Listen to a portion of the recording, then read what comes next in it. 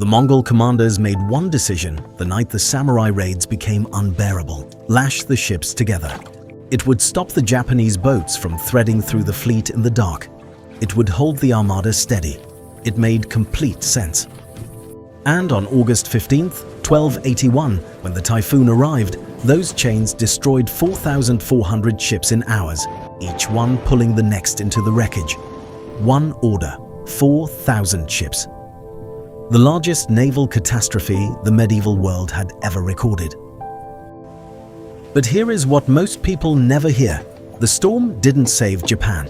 The samurai had already been holding the Mongols at the wall for weeks before a single cloud appeared on that horizon.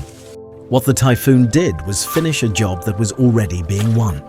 To understand why, you have to go back 17 years to a letter. By the 1260s, Kublai Khan had done something no one could have reasonably expected. He took the empire his grandfather Genghis built across the steppes of Asia and turned it into something new, a machine that consumed kingdoms whole and made their people productive parts of the next conquest. China had fallen. Korea had fallen. The trade routes connecting half the known world now ran through Mongol territory. And Kublai looked east across the Korea Strait at an island nation that had never once been successfully invaded and decided to send them a letter. The letter called the Japanese stupid little barbarians. It demanded they submit immediately, pay tribute or face consequences. The Kamakura shogunate, the military government that actually ran Japan, read it and said nothing. No reply, just silence. Kublai sent another letter, then another, each one more hostile than the last. For 6 years, Japan ignored the most powerful ruler on earth, as though he were a minor inconvenience. What Kublai didn't fully grasp was what he was asking. His entire empire had been built by cavalry on open ground, armies that moved faster than news of their own coming. The Korea Strait was 120 miles of open water. Whatever he sent across it would arrive exhausted and dependent on ships he didn't truly own. The soldiers crossing were mostly Korean and Chinese conscripts, men pressed into service from kingdoms he had already conquered. The admirals were borrowed. The ships were built by people who had spent their careers trying not to be noticed by Mongol tax collectors. In 1274, he sent them anyway. The first fleet arrived at Hakata Bay on the north coast of Kyushu in autumn 1274. Around 30,000 men, though historians note both sides had reasons to exaggerate their numbers. What isn't contested is the shock. The Mongol army fought as a coordinated unit. Massed archers launched volleys on signal. Explosive projectiles, cast iron shells packed with gunpowder, arced over the beach and detonated in the samurai ranks. The samurai had never seen anything like it.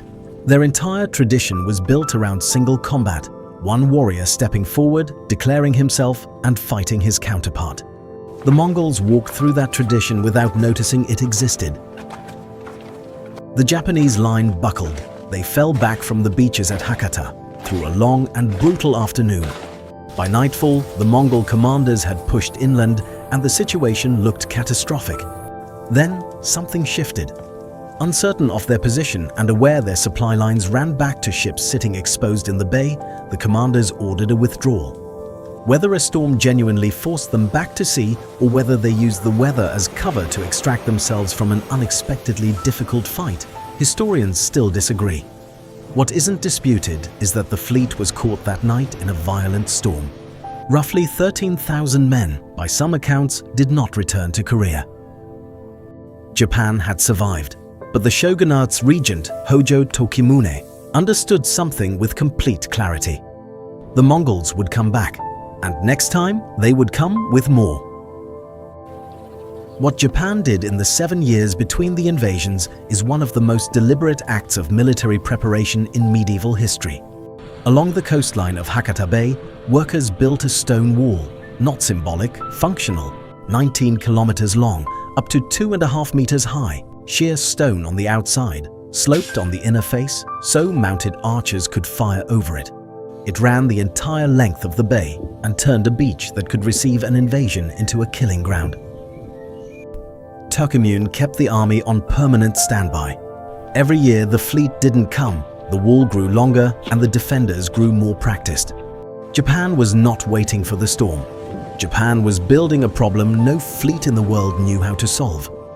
Kublai Khan had not been idle. He crushed the last of the Song dynasty in 1279 and, with that conquest, acquired something transformative, the Song Navy.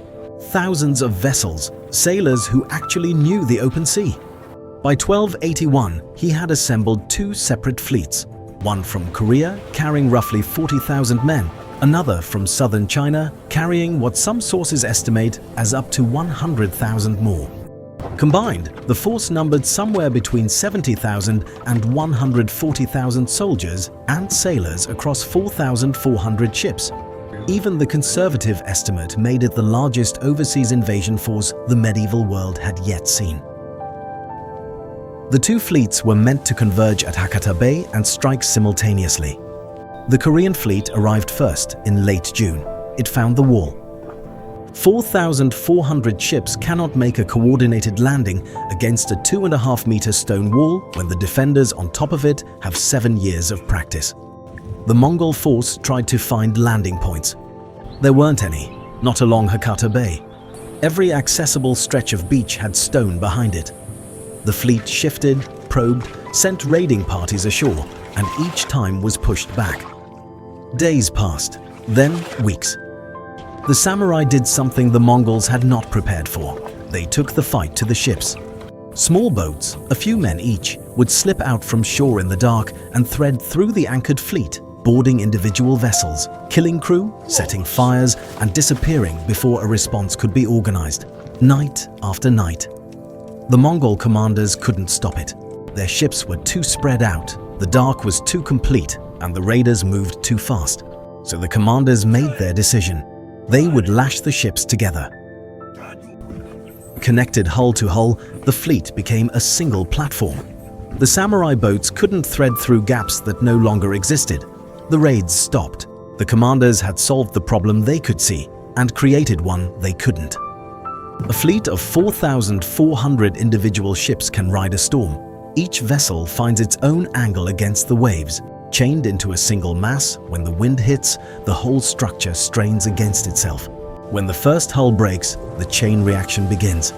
The Mongols lashed their ships together to survive the samurai night raids. That same rope is what destroyed 4,400 ships in one night. Drop in the comments. Do you think the Japanese commanders planned for that, or was it just fortune? On August 12, 1281, the Southern Fleet arrived from China and the full combined force assembled in Hakata Bay. The Mongol commanders were one day from launching their final coordinated assault. 40,000 samurai waited at the wall. The math, at last, looked simple again. On August 15th, the Typhoon hit. It was a late-season storm, the kind that forms in the warm Western Pacific and builds for days before anyone on shore sees it coming. When it reached Hakata Bay, it found 4,400 ships chained together. What happened was a cascade. One section of the lashed formation broke under the wave pressure. The released tension sent shockwaves through the chain. Neighboring hulls were pulled into each other, and the whole structure began to tear itself apart. Ships built for rivers and coastal trade were not built for open ocean typhoons. Most were not built well at all. The contracts had been awarded in a rush, and the Yuan dynasty's administrative records show some shipbuilders cut their timber green and pocketed the difference. The fleet Kublai Khan sent to conquer Japan was partly rotted before it left port. By morning, the bay was wreckage. At least half of the force, some estimates far higher, had drowned. The survivors who made it to shore were met by samurai, and most of them did not survive that either. Of the entire 1,281 expedition, virtually nothing returned to Korea. Kublai Khan planned a third invasion. He died in 1294 before it sailed.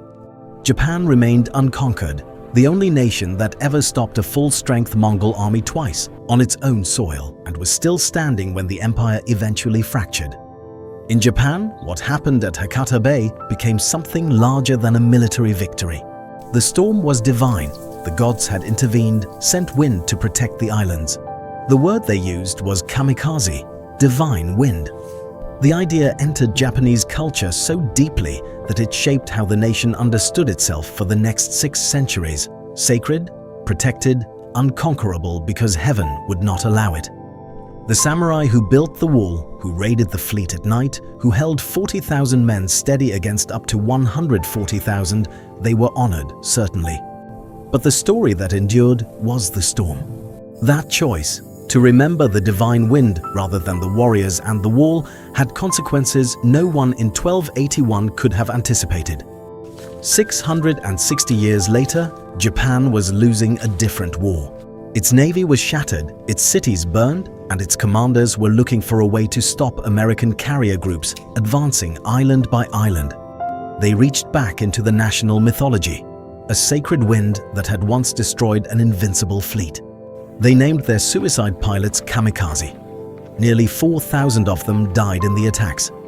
The Mongol commanders lashed their ships together and turned a tactical solution into the catastrophe that ended their empire's last expansion.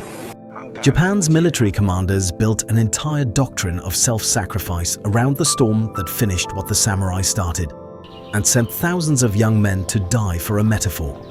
History rarely runs in straight lines, but sometimes the chain from one decision to another is impossible to look away from. The deeper we dig into the past, the more we understand the present. I'm Zombo, and there's always more to discover.